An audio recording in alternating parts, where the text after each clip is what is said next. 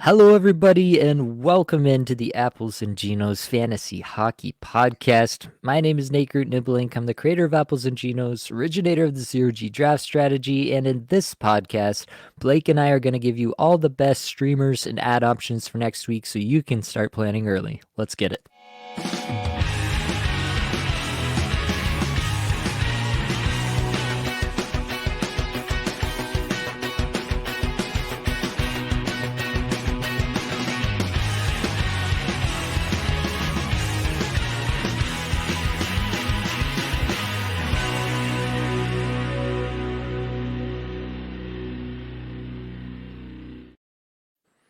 Now, of course, I have your friend and my best friend, the man I could never reprehend, Blake Creamer, here with me. Blake, how are we feeling tonight? Oh God, I hope I never get reprehended. I actually don't know the meaning of that word, but it doesn't sound good. And I just like to keep it on good terms with us. Buddy, I feel pretty good. I got a haircut today, and that's nice. But I'm all itchy back here. All right, the little hairs and stuff. Actually, getting a haircut, it's like not one of my favorite things. Like I hate sitting in the chair and forcing the small talk, and you make that face. Like I've talked about this face before, but I call it elevator face. Like when you get out of an elevator and there's someone standing right there, and then you make that flat lip, like, and then you go, oh, right. That's the face I make when I'm in the barber chair and the guy's trying to talk to me. So anyways, I did that for an hour today, but yeah, I feel better and, hanging on to my last few strands here until, until the wheels fall off. But buddy, how you doing? I'm doing all right. I'm in the playoffs in my beer league, so we had that tonight. I got a goal, but we got crushed 8-4. Did not feel good, so we got to win next week or we're out. So I'm sure everybody's riveted by my beer league stories, but yeah, that's where I'm at. Feeling good about the individual performance, but the teamwork needs some help for sure. Buddy, instead of sort of the NHL intro for these, we should get footage of you just ripping down the ice, just big clapper, top cheese. I think, yeah, let's look into that. Maybe I'll talk to someone out there and get them to film your game. I think that makes sense. Yeah, we might be waiting a while if you're waiting for that particular clip, but yeah, we could we could definitely look into that. All right, Blake, we better not waste any more time. We need to talk about some newsies. Bring us in. Newsies, let's doozy. Yeah, some interesting stuff happened here tonight in tonight's games. Friday, Leo Carlson was out for this game, the Anaheim Ducks, on Friday with an upper body injury. He's day-to-day, so yeah, that sucks. But good news, Troy Terry returned, and he picked up a couple assists, it looked like. So that's nice. He's good to go. I think we're loving Troy Terry here rest of the season. How about that late-night beauty, Cam Fowler? Yeah, he was out tonight. He took a puck right in the head. Just at the beginning of the last game there. So he was out. So the Ducks called up Olin Zellweger, and he took a spot on the power play there with the veterans and the Ducks. So that's an interesting development, I guess. We also have Pavel Mintyukov out there, who we were hoping might, take some of those minutes, but it looks like they're kind of splitting things right down the middle, which is really frustrating. And then you throw Jackson McComb in there, and what the hell is going on in Anaheim? Greg Cronin, you're on notice. All right, we don't do that here. And then Mason McTavish in the Anaheim game as well. He was injured and did not return. So fun times there in Anaheim. Yeah, we got, but they pulled out the dub. Looked like a penalty shot with 2 seconds left. Jack Hughes against Lucas Dostal, and Dostal won. What's going on there? I don't know. What's your feeling on Dostal? We were just talking about him, Nate. Yeah, I think Dostal's got a lot of potential. Still pretty young. He's only turning 24 this year, so I mean, most goalies nowadays, it feels like they don't really break out or become anything until they're in their mid to late 20s anyway. So I think he's got every chance to prove himself. I mean, if you're asking me to project a goaltender performance, then I would decline respectfully. But I think that he's somebody that's been pretty highly touted for a while. And they've continually talked about moving on from John Gibson. So if Dostal gives him any sort of confidence that he can handle any kind of workload, I think they'd at least entertain it. Well, next time I'd prefer if you decline disrespectfully, Nate. All right, that's let's get a little spice in the podcast. That's what we'll do next time. Yeah, thank you. Brady Tkachuk, The woodchuck, Kachuk, for the Ottawa Senators was not able to finish the game on Friday after collision with mega beefer Liam O'Brien. I said that wrong. But so Kachuk has got an undisclosed injury. We don't have an update as of yet. So that really stinks if he misses any time, obviously, because they're already going to be without the services of Mr. Josh Norris. He crashed hard into the net on February 27th, and he's now on long-term injured reserve with an upper body injury. So what does this mean? It means fire up the Pinto Bean. Oh, yeah. Must roster player, Shane Pinto. What are we doing? The guy's 26% rostered, needs to be a lot more. We talked about him last week as, player under the hood. The guy's looking good. And he's also, what's the opposite of under the hood? Like, just the outer. How do we go with this analogy? I don't know. Under the hood is good, and also the paint job is good. I don't know. We'll workshop that. But anyways, the Pinto Bean, get him in your life ASAP. All right. Moving on. Philadelphia Flyers. Travis Konecny missed his third straight game tonight, which really sucks. But it sounds like he is likely going to return on Saturday. So fire him up there. That's excellent. Obviously, this is a major contributor to fantasy, especially in category leagues. He does it all. He's lots of shorthanded points. And, he hasn't been very good on the power play this year. Neither has Philadelphia. So I think there's a little headroom there for TK. Hopefully they can get cooking on the power play. All they got to do is put Igor Zamula out there for the entire thing. Are you with me on this, Nate? Disrespectfully, no, I'm not. I will decline. You son of a bitch. Oh, my God. That's all right. I guess that's how it's going to be here on the podcast. All right. Nate's just popping off. All right. Here we go. Moving over to Vegas, some good news, some really good news, actually. Jack Eichel has been skating with the team, and he shed his non-contact jersey. This happened really quick. I still thought there was a little bit of time before Jack Eichel was even close to returning. But, head coach Bruce Cassidy says he hasn't been told that Eichel isn't playing on Saturday. So, that's a good sign. I doubt that he plays on Saturday, but yeah, he could. So just get a plan in place in case you have to drop someone because, we'll want to get Eichel in there immediately, right? This guy's going to be an elite producer for this team moving forward. So that's great news, especially with Mark Stone out. Oh, God, Mark Stone. It happened again. Mark is out for the season most likely. So, anyways, I'm sure he'll be nice and healthy for the playoffs when they come in so they can get that cap relief. Am I right, Nate?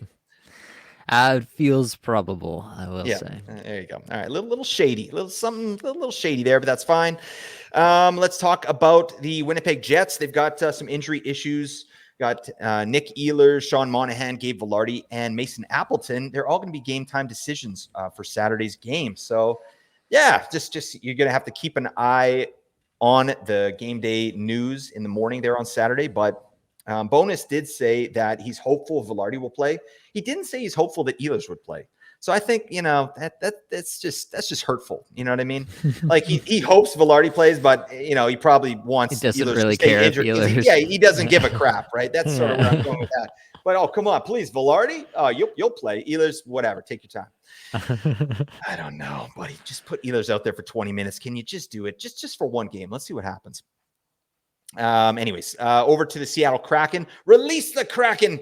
Andrei Burakovsky is day-to-day with the lower body injury, but he's close to returning. He's going to be a game-time decision on Saturday, and I like Burakovsky. I think that this is a low-key player that he's a streamer, no question, but we know that Seattle does have a good playoff schedule in certain weeks, right? Like if you're week 23 to 25, Seattle does have a good streaming schedule. So I like Burakovsky. I'm watching him right now to see what he does because he does get power play deployment. He's a good offensive player with, has had reasonable metrics in the past. So do you have any thoughts on Burakovsky? I feel like this is a guy, he's just been injured and he plays for Seattle, so we never talk about him. But do you have any kind of take on this player, Nate?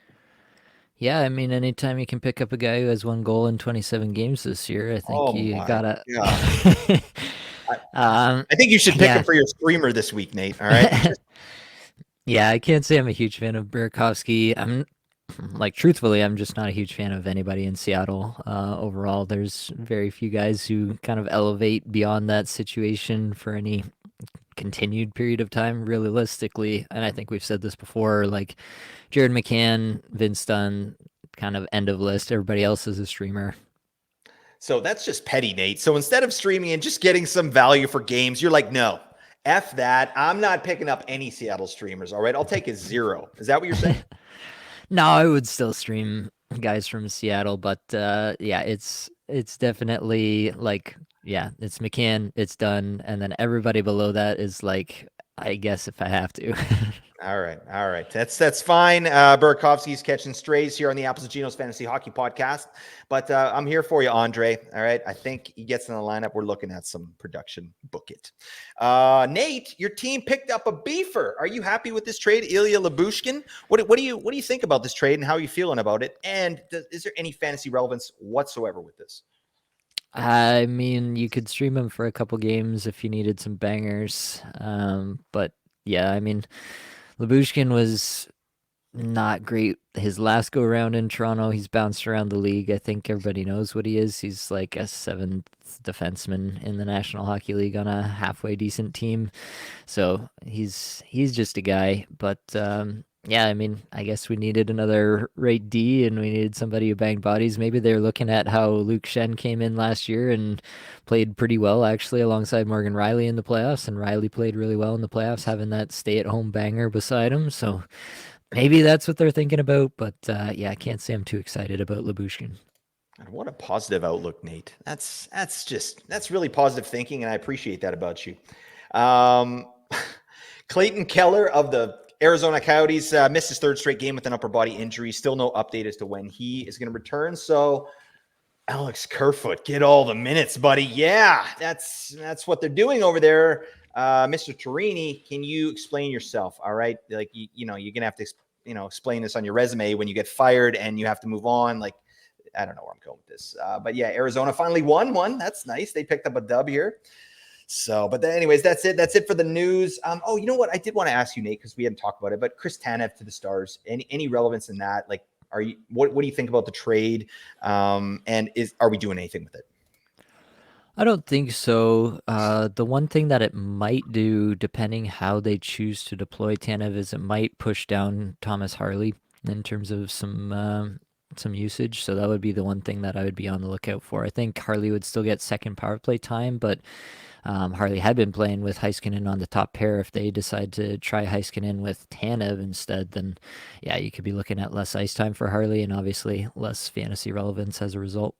Yep, that's a great point. All right, take it away, Nate. We got week 21. What's going on? What's going on is on Monday, we got 6 games. On Tuesday, we got 9 games. Wednesday, 3 games. Thursday, 12 games. Friday, 4 games. Saturday, 13 games. And Sunday, we got 5 games. So in total, that's 52 games played. So pretty normal week in terms of the actual games being played. We got 6 teams with a Monday, Tuesday back-to-back to open the week. We got Boston, Chicago, Columbus, Florida, St. Louis, and Seattle. And there's a pretty good chance you're actually going to get both of those nights in, have some open spots in your lineup for both of those nights, I should say. Just because, yeah, the Tuesday is technically a heavy night, the way that we like to define it here. With the 9 games, more than half the league is playing, but there's a pretty solid chance that you got an open spot in your roster somewhere. So there's a pretty good chance that you can go Monday, Tuesday, do that little back to back and get a head start on your week that way. 2 teams have the Monday, Wednesday to open the week, Colorado, Toronto. So if you are full up on the Tuesday, there are a couple options there to get away from that. You got 3 teams with Wednesday, Friday off nights, Anaheim, Colorado, and Detroit. 3 teams again with Friday, Sunday off nights. That's Anaheim, Arizona, and Minnesota. So it's a pretty solid streaming week. Lots of options, a few different ways you can play it. There is no like clear best team to stream from. There's definitely, yeah, nobody's got the all 4 off nights or anything crazy like that. So you're probably looking a little bit more at picking up one guy to start the week and picking up a different guy, trading him out to kind of finish out the week. So yeah, there's definitely a lot of options. If that Monday, Tuesday back to back does work for you early in the week, and then you can switch over to like an Anaheim. To end the week, Anaheim plays Wednesday, Friday, Sunday. So you could get 2 games, switch over to Anaheim, go Wednesday, Friday, Sunday, get 5 games out of your streamer spot with a couple of ads. That'd be a pretty solid way to run things this week. What do you think about this, Blake? And then you can take us into the worst teams to stream. Yeah, no, I love that. I'm glad you mentioned that because these weeks are interesting when almost every day is in play. like, yeah, there's so many different ways you can go, but I think that's probably the way I'm going to tackle it as well. Monday, Tuesday, and then jump onto some of these off night teams to finish your back end of the week there. That's what I like to see. All right. Now let's get to the worst teams to stream or drop fringe players from these teams. Let's go. There are two teams that have particularly stinky schedules, all right? And they are the Tampa Bay Lightning and the Washington Capitals. They both play 2 games with 0 off nights, and both those teams play the Thursday, Saturday. So you're not even going to there's no reason to hold any fringe players from these teams, in my opinion. So let's jump into Tampa Bay first. So you're looking at guys like Anthony Cirelli, right, who is getting some reasonable deployment. He's on power play 1 right now, but he's not doing anything with it. So he's not really that type of player, right? And then a guy like Nick Paul, if you're rostering him, I think these guys are easy drops. I'm sure you're probably echo that, Nate, but what about guys like, and this is, I'm not saying drop this, but like a guy like Hagel, and obviously he's been popping off, right? So, but in these weeks, that's just a hold, and you're just taking it. Yeah, I think you are with Hagel. I mean, he's got 6 points his last 5 games. He's been playing over 22 minutes a night. Like, everything's been going nuts for Hagel. I don't think you can drop that even in, yeah, I mean, it'd have to be like an 8-team league or something before I'm thinking about dropping a guy like Hagel. But yeah, everybody who you might be rostering who's not one Yep. of those top guys, Stamkos, Kucherov, Point, Hagel, Hedman, all those guys, I think you're obviously keeping. Anybody below that, you're punting them. Hagel's a frustrating one for me, man, because he's just one of those guys, right? He doesn't show out in these metrics that we like. Like, he doesn't really shoot. He doesn't get a lot of chances. I mean, he's been getting better chances this year, I think, on the season anyway. But yeah, crazy deployment. Like, it's just a frustrating player that you're going to have to kind of sit through. But luckily, he's putting some points on the board. So I don't know. Yeah, of course you're holding Hagel, but it's just an interesting thought. Let's move over to Washington. And yeah, you had some Washington streamers here. Well, these guys are about to go bye-bye. All right. There's, guys like Tom Wilson. A couple assists tonight, by the way. That's nice. He's alive. So that's great. But I don't know. I'm definitely, if it's not a bangers league, like, it's Tom Wilson is an easy drop for me. If it's bangers, yeah, you got to think about it and make sure it makes sense for your team. But you got Tom Wilson, Dylan Strome, who's been a interesting topic of discussion in our Discord, just as kind of how we value this player moving forward. So, and I'll throw Pacioretty in there as well as a player that's most likely a drop, although he's doing stuff now. What are you doing with Strome and Pacioretty in particular, Nate? Yeah, I mean, it is kind of interesting. Like, Strome, you have to go back a while. Like, he's been on a point per game pace, like, Yep. going back well into January. I'd have to do the math to actually figure out where it goes all the way back to. But yeah, for most of 2024 calendar year, he's been on a point per game pace, which is obviously good. The last 3 games, though, he hasn't cracked 16 minutes time on ice. He's been moved off the Ovechkin line, still on the top power play. The underlying metrics are pretty atrocious despite the production. 346th in shots per 60, 326th in on ice Corsi 4 per 60. That obviously isn't going to play forever. He's going to have to pick it up if he's going to sustain anything close to this kind of production. So there are some issues there with Strom. I mean, I'm not excited, obviously, about that kind of thing. And the thing with both Tampa and Washington, actually, is they play Thursday, Saturday. So, like, if you're thinking about, well, maybe Strom gets the deployment back and he's actually worth hanging on to for the 2 games, you're going to have to wait all the way to Thursday to be sure Yep. that you're actually getting him back with Ovechkin at even strength, which I don't think is a foregone conclusion, especially given the way that the game that they just played tonight here on Friday went.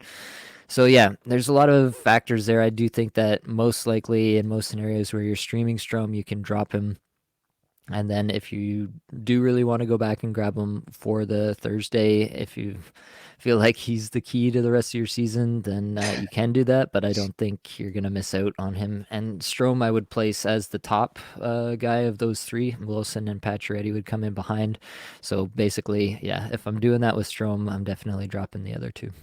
Yep, absolutely. The interesting thing with Strome is that Washington has a good playoff schedule in weeks 23 to 25 as well. So I think a lot of people are like targeting Strome a little bit. So it's going to depend where you're at too in your matchup or in your league, right? Like if you're tops in your league or you're crushing your matchup, maybe you can afford to hold on to Dylan Strome through a really crappy week, right? But I don't know. I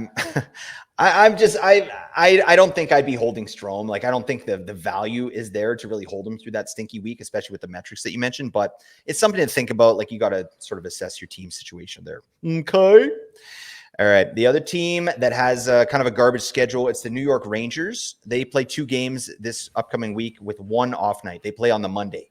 So yeah, it's a little bit better than the Tampa and Washington situation because if you have some of these fringe guys on the Rangers, you can hold them until Monday and then you punt them, right? So and the truth is like these guys aren't world beaters by any means, right? We're looking at Alexis Lafreniere, who's actually been playing pretty damn well, like 3 goals in his last 5 with decent metrics there. But, it's, I don't like you hold them till Monday and then you bounce them, right? I think that's absolutely reasonable. And then if you're holding Keandre Miller, like that's an easy drop for me too. I can't even think of anyone else who anyone would be rostering from the Rangers unless you're in like a 16 team or 18 team or something like that. I don't know. Any thoughts on the Rangers there, Nate?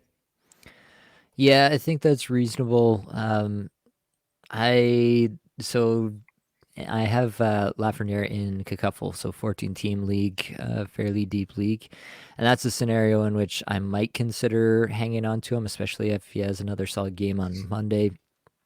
Maybe I'm considering hanging on to him there. Kind of obviously depends on who else I have that I can be dropping and optimizing my streaming for the week. If I don't have to drop Lafreniere, then maybe I wouldn't in a deeper format like that. But yeah, in your standard 12 team or anything below that, you're probably dropping everybody from the Rangers. That's basically not a member of the top power play there. Yeah, it's going to be a rough week for me in our experts league because I've got 4 Rangers and Yeah. all the best Rangers. And yeah, it's going to be a challenge to take the dub on that one, but because I'm not dropping any of those guys. But anyways, so that's it for the worst teams. We do have 5 teams that have 3 games, and they're all on the busy nights. So those teams are the LA Kings, Montreal Canadiens, New Jersey Devils, San Jose Sharks, and your Vancouver Canucks. They all play Tuesday, Thursday, Saturday. You're going to have to look at your rosters and see. You might be able to get one of these players in on the Tuesday, right? Because it's that 9-game Tuesday. So I don't know. They aren't automatic drops, these fringe guys. You might be able to wait until Wednesday to do that, but you're going to have to figure it out for yourself. Okay. Now we got to move over to the best teams to stream, or as Nate fondly refers to it as the creamiest, dreamiest, streamiest streams that have ever been. Oh, God dang. So close. All right. Well, it's, I'm doing my best. All right. That's all you can do, people. You do your best and you fail miserably. The lesson is never try. All right. Nate, you with me on this? I don't know if I should espouse No. that here on the podcast. All right. Now I'm just here to jack people up. That's all it is. Just fill them with mediocrity. All right. Okay, so we've got, like Nate said earlier, there's no real best teams to stream because this week is spread out pretty well. So the teams we're going to bring to you first are teams that actually have less off nights than some of the teams after it, but they have more games, right? So, and we're doing that again because that Tuesday is that really kind of light/heavy Tuesday with 9 games. So anyways, the first 4 teams are going to be the Arizona Coyotes, Calgary Flames, Chicago Blackhawks, and the Toronto Maple Leafs. They all have 4 games played with 2 off nights. So let's jump into Arizona. We know these players for the love of Pete. You know what? You got Lawson Krause, you got Nicky Schmaltz, you got Dylan Genther, Matthias Michelli, and Barrett Hayton. They're like obviously Schmaltz is your priority if you're going to go Arizona to me. I like what Dylan Genther's been doing lately. I mean, he's still on power play 1 and he's getting some reasonable deployment. Like, where are you at with the rest of these guys after Schmaltz and how are you prioritizing them, Nate? Yeah, it is interesting. They've come alive a little bit. The Coyotes have in the last bit, which is really surprising with Keller Yeah. having been out.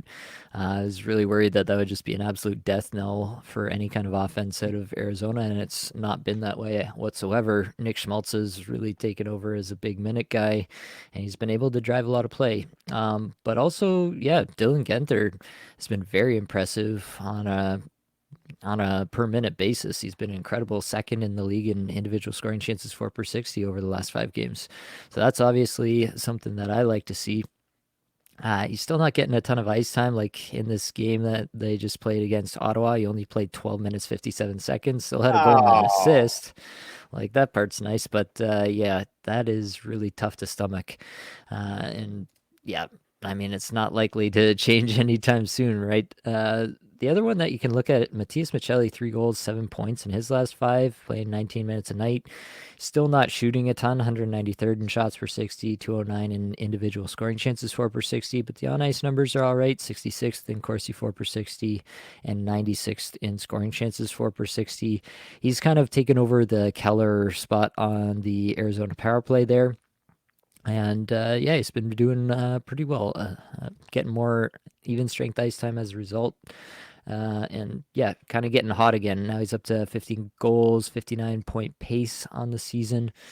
So that's another option at the very least. I can't be terribly confident in that option, but yeah, between him and Genther, it's a real interesting kind of 1-2 punch behind Nick Schmaltz as the clear lead streamer from Arizona. what the hell was that shooting bender that Michelli went on like for about a month in the middle of the Yeah, season? that Yeah, was and we wild. we both had him for that time, like, and then it just fell off a cliff. He's back to being, Robert Thomas light right now. I mean, buddy, can you shoot the damn puck? That's what you do. You got to shoot. If you listen to my mom says you have to shoot the puck, right? That's good advice. So I don't know what Matthias Michelli's doing, but 7 points in 5 games. Yes, please. That sounds nice. All right, let's move on. We got to talk about the Flames. And we're looking at Old Faithful Jonathan Huberdeau. God, that 50-point wonder. He's out there. Mikhail Backlund, Igor Sharangovich, and the Popsicle, Martin Pospisil. Damn, Gina. You ever watch Martin? You remember that show, Martin? I know I always I bring this don't. up. Oh, God, Nate. Just it's just you're just killing my joy, Nate. And then that's what, that's fine. I'm here for it. I have really low self-esteem, so I got to just stay here for that. And Oh gosh. I don't know. Yeah, I'm getting a little personal there. All right. But what do you think about the Flames? First off, talk to me about Huberdeau this year. What do you think we can expect from Huberdeau rest of the season here? Because he has put some points on the board, but again, it's not really equaling like what I think we should be getting from Huberdeau. Yeah, it is tough to really figure out what's going on with Huberdeau. He had so against Boston, against Edmonton, he had two games where he had 0 shots. Picked up a couple assists against Edmonton. Then he had another assist against Los Angeles in their most recent game, and he had 5 shots in that game. He's not taken 5 shots. He's not even Yeah. taken 4 shots in the Like calendar a year. quarter of the season total. Yeah, it's a weird situation with Huberdeau. I do think I mean he's always been a great playmaker. Definitely has less of a supporting cast now than he ever had in Florida time. But yeah, there's something is up with the player. I'm just not excited. Definitely you can stream him, but realistically, what are you getting from him when you do stream him? Like you're hoping for a couple of assists on the week. It's just totally unexciting for almost every fantasy format. So I'm not excited about Huberto. There are some other options, obviously in Calgary. Mikhail Backlund is starting to shoot again. Sometimes he goes on these benders where he starts to shoot a ton and he takes like 6 shots a game for like 2 weeks and scores 6 goals in 2 weeks. And you're like, oh man, Mikhail Backlund's amazing. And then it goes away again. But we could be looking at something like that. He's skating over 19 and a half minutes a night. So you like to see that as well. So that's another option. It's probably not gonna bust any doors down for you in terms of fantasy performance, but definitely another option I'd consider. Damn, what happened to Andrew Mangiapane this year? Like I know that was like Yeah. one of our sleepers, right? Yeah. And as a guy I was in on too. And what the hell? Like it just hasn't happened. And I feel like I don't see it happening anymore. Like there was a lot of hope going into this year, but it's just not a player that's been able to kind of put it all together. Yeah. I wish I knew. I was pretty in on Yeah. Mangiapane. Actually, I think he had like 2 goals in the first game of the season or something like that, and I was like, Yeah, we're like, yeah, I was let's so go. right. Yeah. Yeah. But yeah, it's been rough. I mean, he does have 4 points in his last 4 games here, and the shots have been okay. But yeah, it is really tough to be super excited about a guy who's 12 goals, 58 games into the season. He's manging too much pani. All right, buddy. Come on, have a salad. All right, let's move on. Chicago Blackhawks. We got some. We have a few options. All right, and none of them are really amazing. But Seth Jones. This actually, I'm talking some yang on the Blackhawks, but Seth Jones is doing stuff, and I think this could be a viable player, for the next little bit here, as long as Chicago has a good schedule. He's getting a ton of minutes as usual, power play stuff. I don't know. He's out there. He plays for Chicago. Enough said. You got Foligno, Kurashev, Tyler Johnson. I mean, are any of these players ringing your bell, Nate? Foligno has been a little bit interesting as of late. Um, he's started shooting way more like than pretty much he's ever done in his career. Mhm. So that was kind of interesting for a little bit. The shots have gone away in the last little bit. He's managed to keep up. He hits and he's playing alongside Bedard.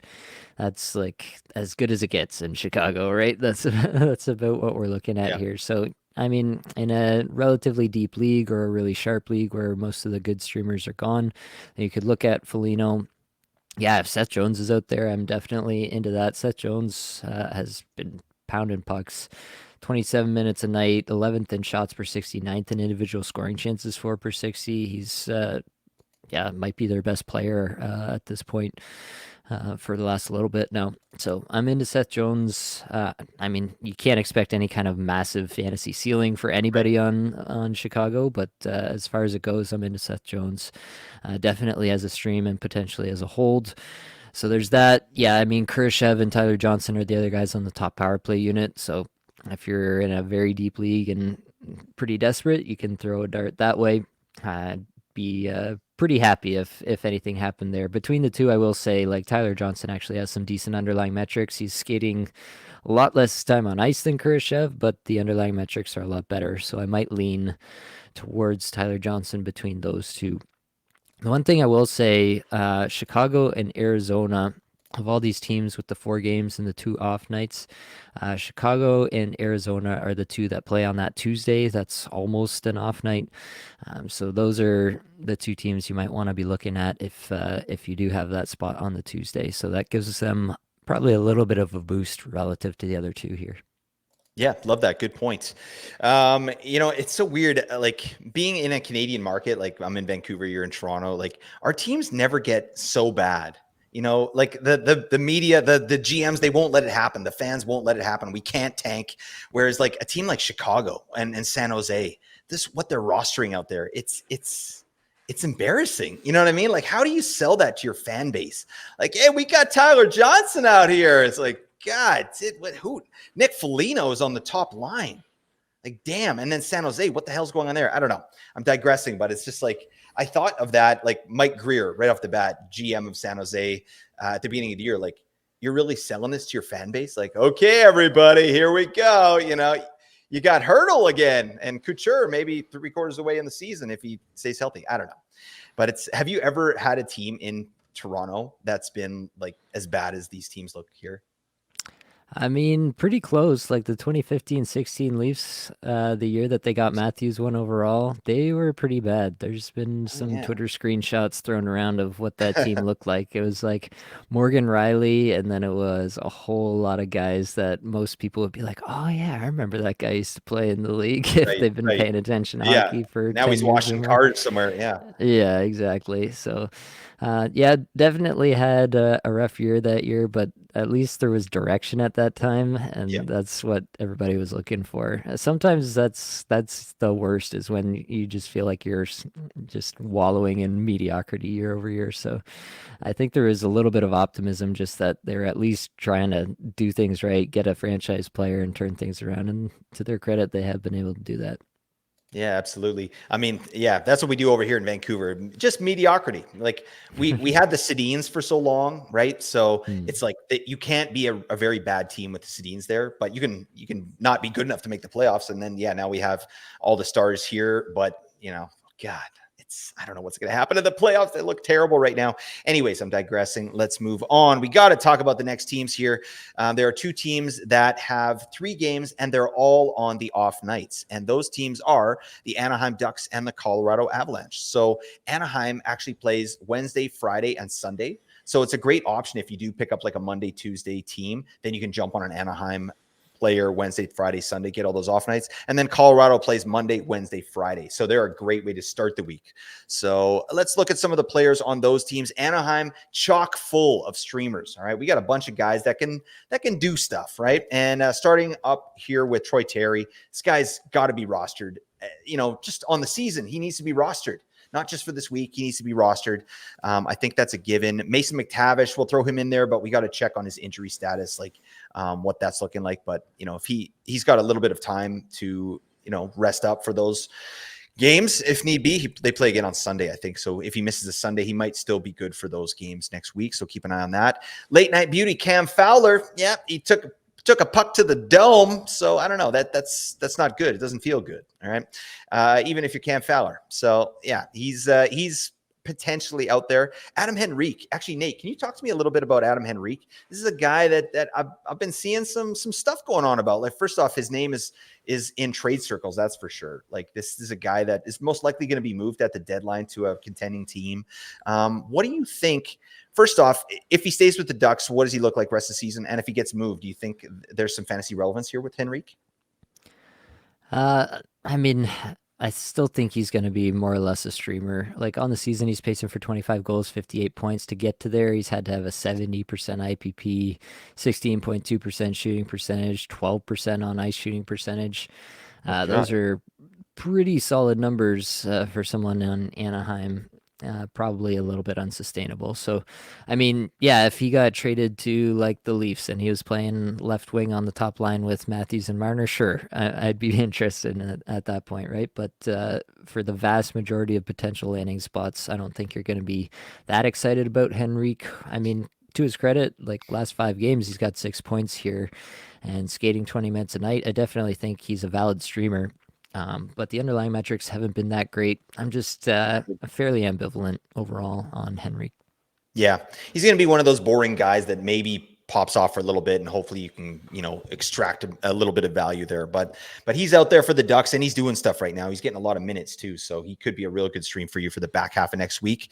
And we also got Alex Killorn, Ryan Strome, and Leo Carlsson, depending on his injury status as well. So keep an eye on that. But Carlson's been pretty disappointing lately. Like, it just came out gangbusters. They should have stuck with the plan, Pat Verbeek. I mean, play the man one game every 3 games, and we're looking good, right? This guy's a world beater. But yeah, I think he's tired. He's fallen off. He's played a lot of hockey, and yeah, it hasn't been the same dynamic player that we've seen, but he can still do stuff. And then you got this glut of defensemen. So let's do who would you rather? Let's do that, Nate. Would you rather Pavel Mintyukov, Olin Zellweger, or Jackson Lacombe? How are you ranking those 3 young studs on Anaheim? Well, if Fowler's back, I do think it's probable that Zellweger is the one that gets sent down again. So I would probably have to put Zellweger last just for that reason. But if he's playing, I would have him over Lacombe. Minchikov, I still think kind of clears. He's played all season. He, like in this game tonight with Fowler out, he was actually used to kill penalties a fair bit. Obviously, he's going to get some power play time. The Ducks split their units a little bit more down the middle than most teams and most teams that we like for fantasy purposes. But Minchikov at least gets some power play time there. And yeah, I mean, with Fowler out, he's played over 20 minutes the last couple games, which is obviously a benchmark that we like to see defensemen clear. He's got 4 assists in the last 5 games. That feels all right. Underlying numbers are not terrific. I don't think you're super excited about Minchikov, but he's definitely the best of those 3, in my opinion. The fresh maker. And Olin Zellweger, you had me at hello. Huh? Mm-hmm. Jerry Maguire. You ever seen it? Yep. Yep. Okay. Oh well. Okay. Thank you. That was. I think that was in the '90s, wasn't it? The 2000s. Were you alive then, Nate? I don't. I don't know. I was alive. Okay. Yes, I was alive for the vast majority of the 90s. So, Okay. All right. Well, that's a start. All right. We'll start there and see where it goes. Anyways, let's move on to Colorado. They've got some options, and it starts with Arturi Lehkonen again, a must roster player. Must roster this man. That's my 2 cents. I don't know where Nate's at, but this guy's still line one, power play one. For the love of Pete, get this guy on your roster. I mean, I haven't looked up to see what he's ranked at, but if he's on this list, that means he's under 50%, and that show ain't no good. You got to get Lehkonen on your team. He does a lot of stuff. And even when Nichushkin comes back, I really do feel that Lehkonen is not going to take a big hit when Nichushkin comes back. I think it's going to be Drouin. Drouin is going to be punted. He's not going to be doing anything. And, Nichushkin and Lehkonen are going to ride off into the sunset with their 20 minutes a night and their 65-point paces. It's going to be amazing. So you got to get Lehkonen on your team. My 2 cents on that. Ross Cameo Colton. I don't know what he's been doing lately, but not answering emails. We know that. Bo Byram, Jonathan Drouin, who's still getting power play one deployment, and then Zach Parise with a nice little game here in the last one for Colorado. What do you think of these players here? Talk to me about Lehkonen first, Nate, and where you're at with him. yeah, I would say that I'm less confident than you are that Lehkonen maintains all this deployment with Nichushkin back. I just think they've shown a willingness to just change things up consistently. That's the one thing that I think is consistent is the inconsistency of the lineup in Colorado. So I'm less sure of that, but I do think that Lehkonen is a caliber of player who's going to be around in and around Nathan McKinnon and Mikko Rantanen enough that you're gonna really want to probably hang on to him for the rest of the season. Might have some stretches where he's not performing. He's pushed down the lineup a little bit, and you're unhappy, and you're starting to waiver, and then they'll get moved right back up, and then you'll be ecstatic that he's on your team again. So I'm relatively happy to hang on to Lehkonen if he is out there, 48% rostered in Yahoo. So might be last call if he is still available in your league. I do think that at least until Drouin is back, or Nichushkin is back, rather, I do think that Drouin can be rostered just by virtue Yep. of the fact that he's getting some good exposure. It's Colorado, so they're going to play the top guys 18 plus minutes a night. So he's definitely getting enough deployment to be somewhat fantasy relevant as well. Guys below that, like Ross Colton's back down to 15 and a half minutes a night. I don't think you're realistically looking at that. Byram was hot for a minute there. Now he's cooled off, still below 19 minutes a night. I'm not that interested in that one. Then Parise had the one good game, but I do think it was probably just a one good game, and he'll fondly remember that for the rest of the season. That's right. He's got the game puck. That's nice. Yeah. Got it on his mantle. All right, go get Lehkonen for the love of Pete. All right, geez. All right, moving on. We got a bunch of teams here with 4 games and 1 off night. I'm just counting them in my head. There's 7 of them. All right, the Boston Bruins, Columbus Blue Jackets, Edmonton Oilers, Florida Panthers, Nashville Predators, Pittsburgh Penguins, and the St. Louis Blues. Again, 4 games with 1 off night. So let's start with Boston. They got some interesting options. They're doing some stuff with their power play over there, and the big benefactor, Morgan Geekie, nerd alert. Is that his first name, Morgan? Did I get that right? Yep. Yeah, okay. I think there's another Geekie on. All right, but Yes. anyways, yeah, this guy got popped off for a hat trick the other night. So I mean, Geekie's out there. We got Pavel Zacha and Jake DeBrusk as well. I mean, but they've got Zacha and Charlie Coyle on the second power play there. So I don't know, where are you at with Boston and who are you picking up from these guys here? Yeah, I mean, if I am going anybody from Boston, it's going to be Jake DeBrusk, 6th in the league in individual scoring chances, 4 for 60 over the last 5 games, skating almost 18 minutes a night. Obviously, if he's on the top power play, I'm going to be into that. DeBrusk has not had a terrific season by any stretch of the imagination. Definitely, I think both of us thought that he was in line for a better season Yep. after he had a pretty solid run last year and had some good underlying numbers to boot, but maybe he was just waiting this entire time to reestablish himself, and he'll be amazing for the rest of the season. Who knows? But yeah, DeBrusk definitely the top one, and then honestly, I just want a piece of whoever else is on that top power play, or whoever else is playing with Pasternak at any given time. So that's basically how you're doing the calculus there with Boston. There you go. That Morgan Geeky is one piece of ace. Sorry, that's from Tommy Boy. Excuse me. No, Billy Madison. I can't even get. Oh God, I Oh ruined the no. whole thing. Do you even know what Billy Madison is? Have you seen it? Yes. Okay, Yes. all right, that's all right. I'm learning a lot about you in this episode here in particular. All right, let's move on. We got to talk about the Russian national team. I mean, the Columbus Blue Jackets. All right, they got some good streamers as they have all year, but honestly, it's a pick 'em. Like I've rostered every single one of these guys at some point in the year, and I've dropped them just as quick. So we're talking about Kirill Marchenko, Voronkov, Yegor Chinikov, those three guys in particular. Like who are you targeting if you had to pick one of those three? Who's your guy? I think that Marchenko is still the most talented, but he's definitely been up and down in terms of his performance this year. Definitely was hotter earlier in the year and has tailed off a bit with a few little hot stretches here and there. I do think he's the most talented there. Marchenko, then Voronkov, then Chinikov probably. Voronkov does have some solid underlying numbers, especially lately. He's popped off for a few big games, but I mean, if you're just looking at his overall numbers and expecting them to continue, I don't think they will unless he gets more time on ice.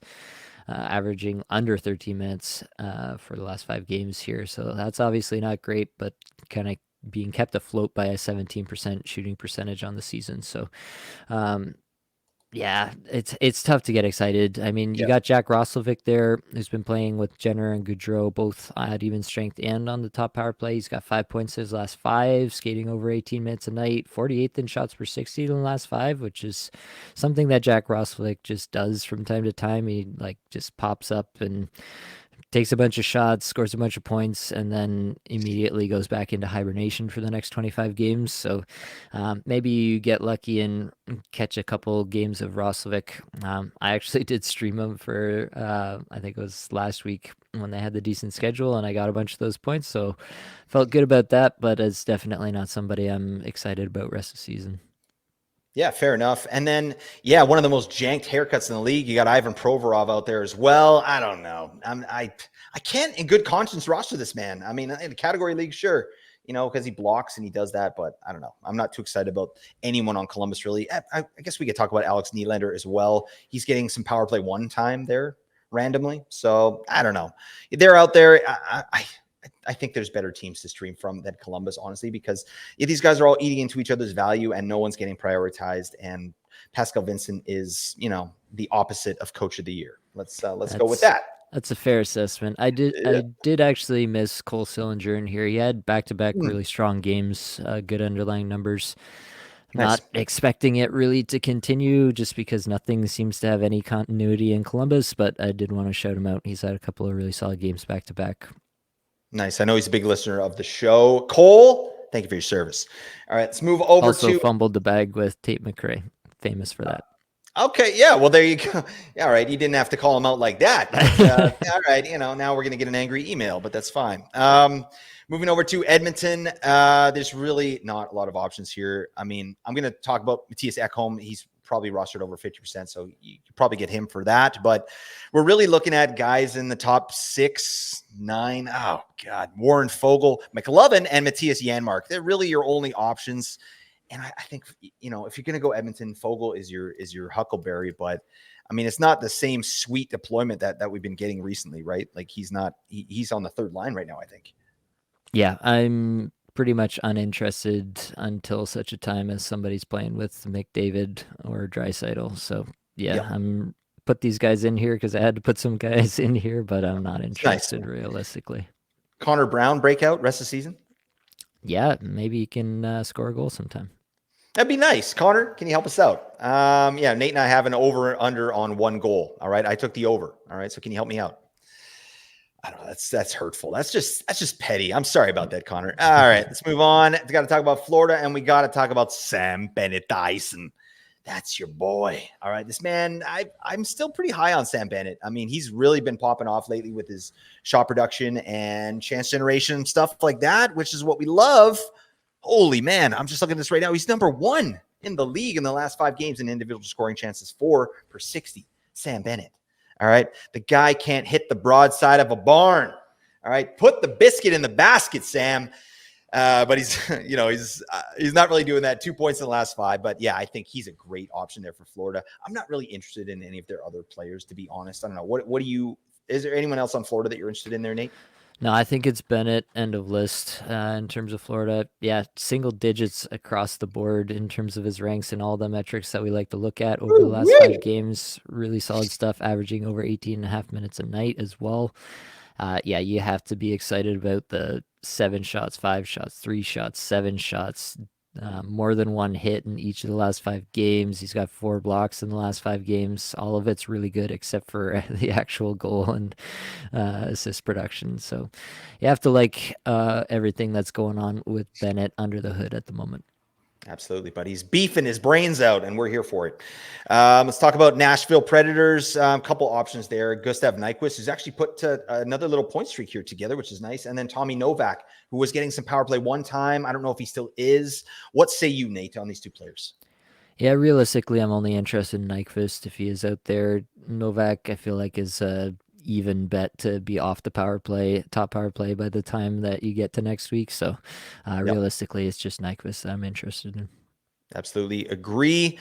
Moving on to Pittsburgh, we got a strange erotic journey from Milan to Minsk. Raquel, you got to do it. Oh, but yeah, he's got that sweet power play 1 deployment, but their power play stinks. So that's a problem, Ricard. But yeah, he's out there. Riley Smith is on power play 2. How about the diaper, Valtteri Puustinen? Are we doing anything with this player, Nate? I mean, he's 21st in shots per 60 over the last 5 games, so I did want to shout him out just for that. He has looked solid at different times, so it's a player that I would pick up if, like if he gets on Crosby line at even strength plus gets on top power play, which, I mean, he's been moved around in a few different spots this year. So it's not something I'm ruling out, but just a player I wanted to highlight because the underlying metrics look pretty good. Yep, absolutely. I mean, to me too, Raquel, he's as close to the must roster player as there is right now with Rust out. I mean, he's good to go. I think that power play, I mean, it should be better, right? But it just hasn't been. Theoretically. Allegedly. I think it's 4th worst in the league right now. And that's just not where I saw it going this year. But Raquel's on it and he's with Crosby and maybe they'll put Malkin back on the top power play at some point. That seems to, he's kind of good offensively. So maybe you should do that. I don't know. Anyways, let's move on to the last team here, St. Louis Blues. We're looking at Braden Shen, Colton Parayko, Torrance Krug, and Jake Neighbors. What say you, Nate? Who are you interested in any of these studs? I have passing interest in Braden Shen, especially in any kind of deeper format or bangers format. He's definitely never going to wow you in terms of the shot production or on ice numbers or any of that, but he is somebody who can get hot as a streamer. So I have some passing interest there. Colton Parayko, 22nd in shots per 60 amongst all defensemen the last 5 games. Only 1 assist to show for it, but skating 24 and a half minutes a night. That part's okay. And then Torrey Krug, he's going to have stretches. He's a little bit like, I talk about this a lot with Shane Gostisbehere, right? Like these power play specialist kind of players, like they'll have weeks where they score 5 points and they'll have weeks where they score 0 points. And you just got to kind of take the good with the bad and you can hope for a good week from Torrey Krug. Jake Neighbors, 0 points in his last 5, but he is on the top power play, 25th in individual scoring chances, 4 per 60 over those 5 games. So he is popping a little bit in terms of the underlying metrics, but yeah, it's probably a deeper league play there for sure. You know who'd look good on that top power play? Jakob Vrana. All right. What happened to our boy? I think we both projected him for like a bunch of goals. What the hell? This is terrible. All right. I don't even know why I brought that up. Why the hell am I bringing that up? We'll edit that out, right, Nate? In post. Yeah, in post. All right. Not post. Okay. That's the opposite of pre. All right. And Nate, I want you to give me one player from each of these teams. All right. We've got 3 teams that play 3 games and 2 off nights. They are the Detroit Red Wings, Minnesota Wild, and the Seattle Kraken. And I will say that the Seattle Kraken, they have the back-to-back to start the week. So they kind of have 3 off nights potentially, right? Because they play Monday, Tuesday, and then they play the 4-game Friday. So you could technically get all 3 games in for the Seattle players. So anyways, just want to put that out there. But for Detroit, who you rocking with, Nate? Yeah, I think it'll be David Perron. I'm not excited about anybody really with Detroit, but he's got 4 assists his last 5 games. Underlying metrics are okay. Not getting a ton of deployment, but realistically, none of the sub 50% roster guys in Detroit are, so I'll stick with Yep. Perron. Buddy, when you have a chance to take the slinky, you take the slinky. Daniel Sprong, buddy. You're wrong here on this one, Nate. All right. All right. Yeah, that's, well, whatever. All right. Minnesota. Who's your Huckleberry?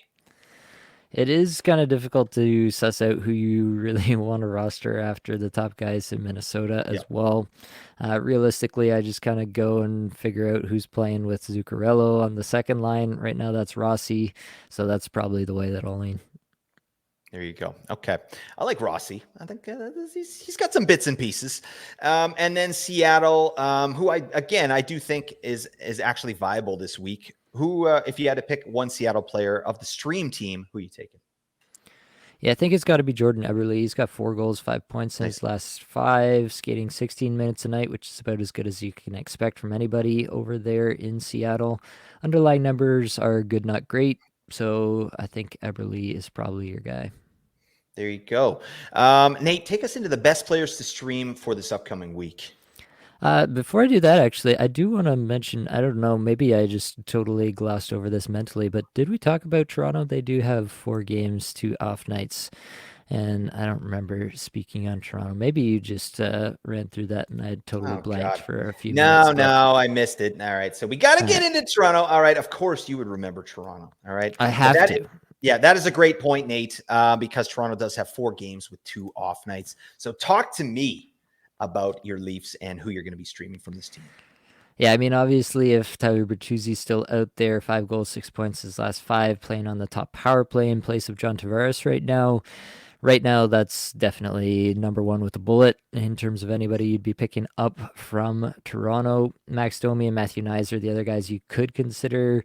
Max Domi is going through a stretch here where he's actually got some halfway decent underlying numbers, 47th in shots per 60, 41st in on ice scoring chances for per 60. So it's probably Domi as the second option in Toronto. Just an oversight on my part, Nate. What the hell? I mean, again, Happens editing. to the best of We'll us. edit it out in post. All right, that's what Or we do. pre, one or the other. Pre. Yeah, that's right. Just take me out of the equation entirely. Re-record the episode. I think that's probably best. All right, let's talk about the best players to stream ranked. So 1 through 10. I did assume that you would be able to fit a player in on the Tuesday quote unquote heavy night. So basically, it's all the players who play 2 off nights plus the Tuesday heavy night, or just 3 off nights altogether. So Anaheim, Colorado with the 3 off nights, and then Arizona and Chicago with the 2 off nights, but also the Tuesday. So from those teams, I've got at the top here, it's got to be Troy Terry. Got to go with my boy there. Arturi Lehkonen will be number 2 for me, then Nick Schmaltz, then Mason McTavish, obviously assuming that he does return from the injury sustained tonight and it's nothing too serious. Matthias Michelli and Dylan Genther kind of back to back here. We kind of went through that already as well. Jonathan Drouin, I'll still hold up here until Nichushkin's back. Nick Foligno, have some love there. And then the 2 defensemen, Seth Jones and Pavel Minchikov at the bottom. What's the most egregious ranking on this list, Blake? Egregious? I don't know. Anytime Nick Foligno's on a best player to stream list, I mean, I don't hate the man. He's great. I mean, I love that he's there with Bedard, but I mean, damn.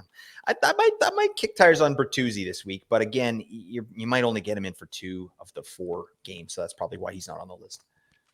Yep. Yeah, if you can fit him in for more, if you've got open spots on Thursday and Saturday, then definitely he would make the list and be pretty high up. Let's move over to the best players for hits and blocks. So for hits, you got, I believe, I should kick this over to you, Blake. Who's the number 1 hits player? McBain, let's get silly. All right. Jack McBain, he's been hitting the lights out lately. So definitely worth checking out if you need some hits. He does that. Josh Manson, Matt Dumba, Lawson Krause, Nick Foligno, and Max Jones are the other top options for hits. For blocks, you got Dumba on the list again. Actually, Dumba has really stepped up in terms of Yeah. the hits and blocks as of late. I've picked him up in the Apples and Genos Patron League, which is a Bangers Cats league, and I like basically have just kind of ended up hanging on to him because Yeah. he's just been banging the lights out every single game. Giggity. But Jacob Magna, number two, Alex Vlasic from Chicago there. Alex The Kerfoot pickle. actually doing some blocking, which is kind of interesting. He's been getting tons of minutes, so he's out there, so he's getting in the way of some pucks, I guess. And then Josh Manson rounds out the blocks. What do you think, Blake? Anybody here that you would actually specifically target in a Bangers Cats? Just beautiful beefcakes all around. Yeah, I love me some Jack McBain. I had him in my bangers league when he was actually popping off with points. I think he got a hat trick or something like that. Oh, that was the best. That's peak Jack McBain right there. So he could do it again, folks. All right, don't quote me on that. All right, we won't. But we will get into the best players to add for the future. I mean, we're getting to the end of the season. Realistically, if you're looking for rest of season holds, you're also kind of just looking at the next couple weeks. So we are where we are in the season, but I will go through the list of guys that I think basically just guys I think should be rostered in more leagues. Quentin Byfield, 48%. I want to highlight Byfield just because he's been getting a ton of minutes as of late. He's been over 20 minutes in 3 of the last 4 games, including 22:49 in the 5-1 win against Oh wow. Vancouver. Yep. So that's obviously all systems go for Quentin Byfield. He should absolutely be rostered in far more leagues. And I kind of feel like they're just going to run him at this point with Kempe out. It feels like that deployment is a little bit more here to stay. He's producing right now, so I feel like they're just going to run him at least until the production starts to taper off. Troy Terry, got to go with my boy there at number two. Arturi Lekkinen, kind of mirroring what I've got there for the best players for the streaming for the week.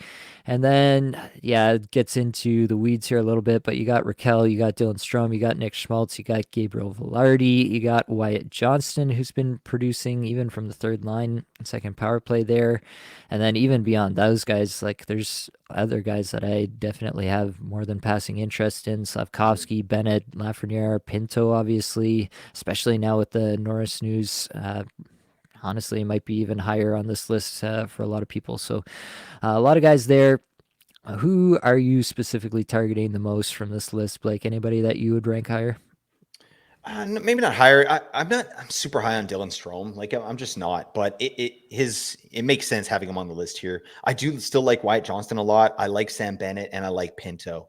And also, I was just looking here. I think Tarasenko warrants a conversation, maybe in that ninth spot with those other guys. Like just because he's doing stuff with Ottawa right now, and I think he's a good candidate to be moved at the trade deadline to maybe a situation where he can pop off a little more offensively, maybe get some number one power play time. Who the hell knows? But yeah, he's a guy that can do stuff and has done stuff historically. So I don't know. Keep an eye on Tarasenko. Good shout there. Let's go to the sub 20% rostered players. So over here, I wanted to highlight Max Pacioretty. We talked about Pacioretty. I forget if it was the flagship show or the waiver show last week, probably the waiver show. Yeah. But he's still not getting a ton of minutes, but it has crept up a little bit, and he's been producing as of late. I feel like the minutes have got to come up here. They definitely need his offense, so I feel like he's got to get a little bit more minutes there. So I do like Pacioretty a fair bit. Tyson Forster has kind of really taken advantage of a little bit of a situation here with, Konechny out and stuff. And yeah, he's got a couple of games here over 20 minutes, another one over 19 minutes. He's scored 4 goals in 4 games, adding an assist. He's been doing the thing. This last game against Washington, he did have 0 shots, so something to watch moving forward. And we all know Tortorella likes to move guys around, so take that with a grain of salt. But I think Forster, at this point in the season, he's had a couple of these runs, and that's really what I'm looking for in a young player like this. Is Yeah. does he have the ability to go on runs like this, where he is shooting, where he is scoring? And Forster has shown that to me so far this year. Sub 10% rostered, obviously. Foligno we talked about.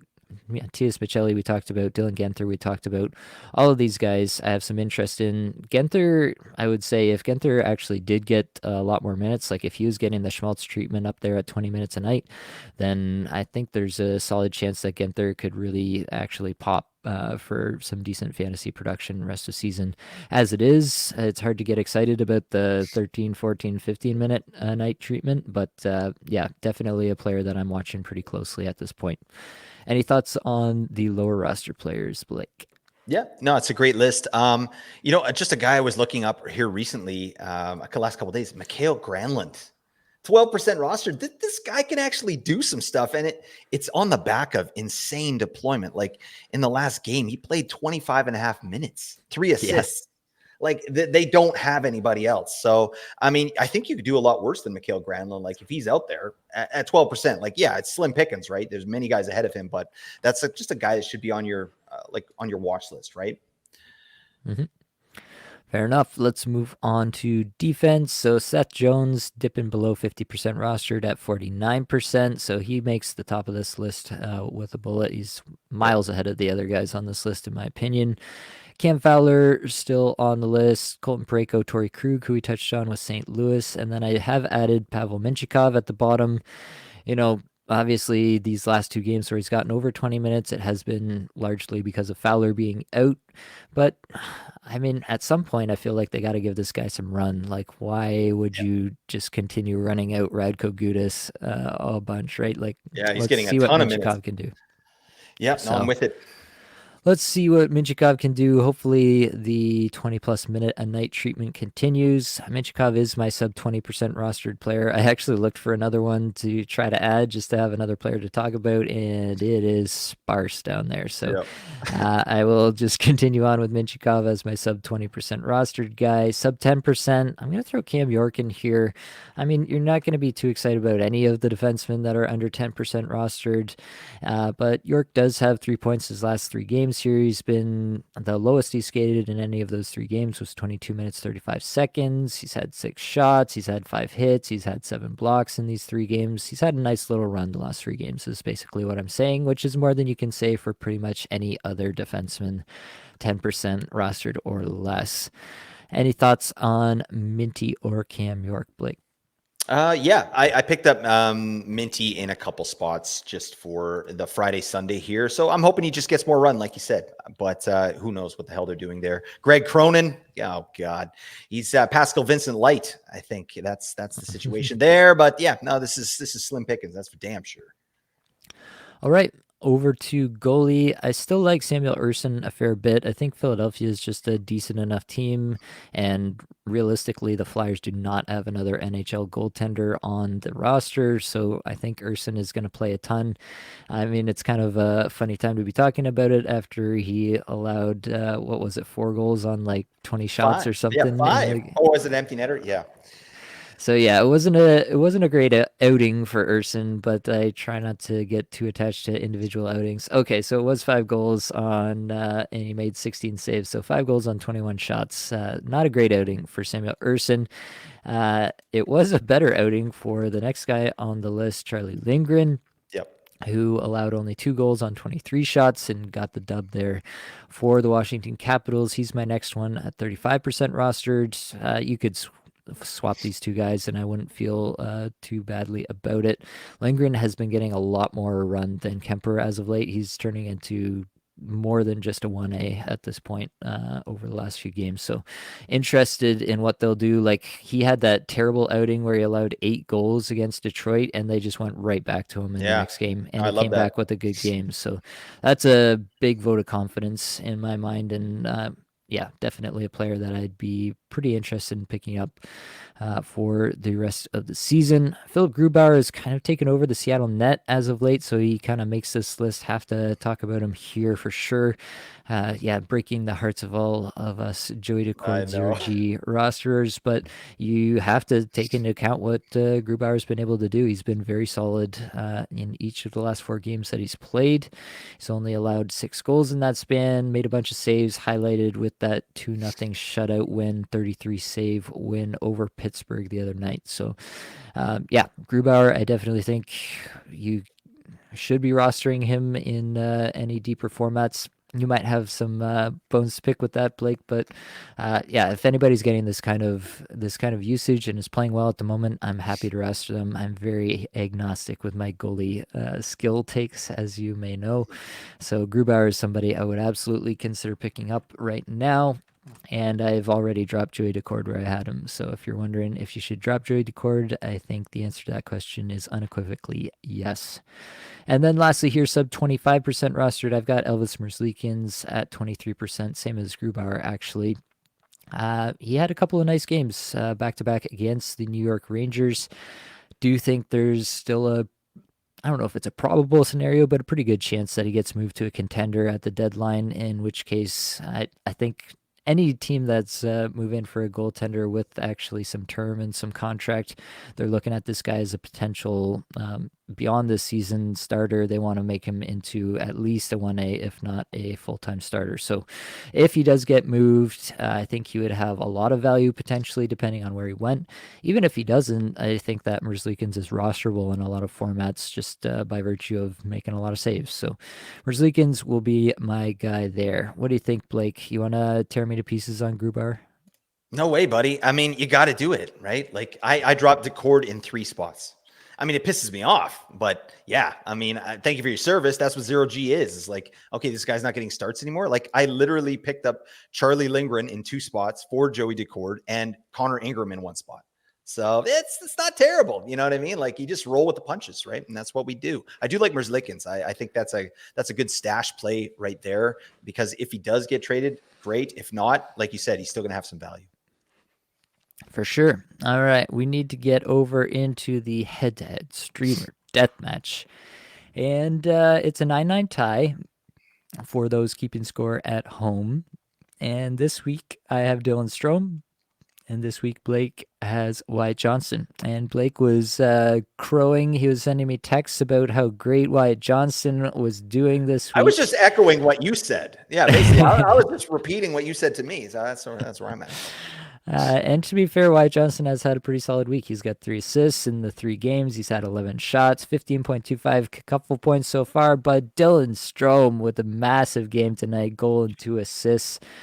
He's got 16 kickful points, which, if you're keeping score at home, is 0.75 more kickful points than Wyatt Johnston through 3 games. Both players have 1 more game to go, so we will reconvene on Sunday to crown me the winner after Dylan Strome wipes the Oh floor my with God, Wyatt no. Johnston.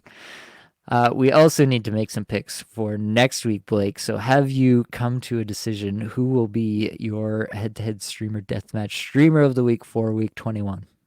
You bet, buddy. I got to go with Mega Beefer, Super Viking, Sam Bennett Dyson. Let's go. I'm taking Sam Bennett. I've got him in 3 spots here, so it's just easier for me to cheer for one guy who I already have on my teams. Plus the metrics, Nate, right? The metrics. He is showing out in the metrics, that's for sure. I think it is a difficult spot. I've gone to Nick Schmaltz and he's burned me in the past, and that's making me a little gun shy, even with this latest stretch of solid play. I was talking about it actually earlier with you. I do think Rickard Rakell has pop-off Yep. potential. If the power play works even for a couple games, then Rakell could really pop off. Obviously, anybody playing with Crosby has that within them. You know what I'm going to do, though? I am going to go with my hometown team here. I'm going to go with my guy, Tyler/Todd Oh, Bertuzzi. That's what I'm going to do for this week. I'm going to beat you with the Toronto Maple Leaf, you and know, you'll just have to deal with it. that's fine. I was going to take him, but you kind of messed me up here, buddy, because I was talking about him earlier, like, he's going to fall off. No problem. I'm like, I don't know. I guess he's going to fall off. I don't know. If you're playing mind games, get out of my head, Nate. All right. Well, I will get out of your head because that is all we've got for this episode. Hopefully, it brought you some value. I hope you get a little bit better at fantasy hockey today. Not you, Blake, the listeners. Oh All the God, advanced I stats you can't get heard any today. better. That's That was good. All right. All the advanced stats you heard today came from Natural Stat Trick, a terrific free resource. Many thanks to the band. They're there for supplying the music for the podcast. Be sure to check out their Spotify as well. And that's it, folks. Much love.